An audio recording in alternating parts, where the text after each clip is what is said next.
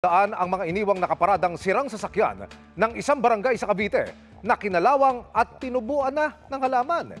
Idinulog yan sa inyong Kapuso Action Man. For the past 3 years, ay yung may nakaharang na sasakyan dyan, yung sasakyan ng gobyerno, so barangay.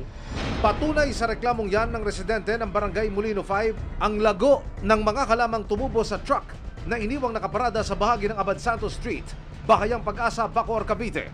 Kahiliran ng truck, ang iba pang sirang sasakyan ng barangay na kapwa kinalawang na. Nagdo-double parking, so nahihirapan yung mga sasakyan. Naging imbakan na yung harapan. Dapat dun sa kung saan man yung barangay. Kasi inventory nila yan eh.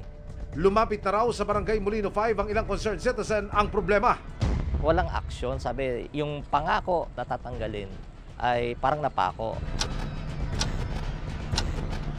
Dumulog ang inyong Kapuso Action Man sa ahensya ng gobyerno na pwedeng tumugon sa naturang hinaing. Paliwanag ng Barangay Molino 5. Humihingi po ako ng pasensya at hindi kaagad po namin na-aksyonan. Nag-aantay na lang kami ng papeles po para ma-dispose namin sila. Kung gusto namin kuhanin, the problem is wala kaming proper na sasakyan na para mahatak sila. Sumangguni kami sa lokal na pamahalaan ng Bacoor, Cavite na agad namang nagkasa ng clearing operation sa lugar. Sa ngayon ay naalis na ang mga ipinaradang silang sasakyan.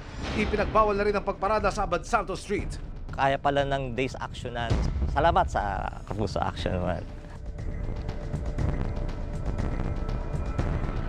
Mission accomplished tayo mga Kapuso. Para po sa inyong mga sumbong, pwedeng mag-message sa Kapuso Action Man Facebook page o magtungo sa GMA Action Center sa GMA Network Drive, Corner Samar Avenue, Diliman, Quezon City. Dahil sa namang reklamo, pang-abuso o katiwalian, tiyak may katapat na aksyon sa inyong Kapuso Action Man.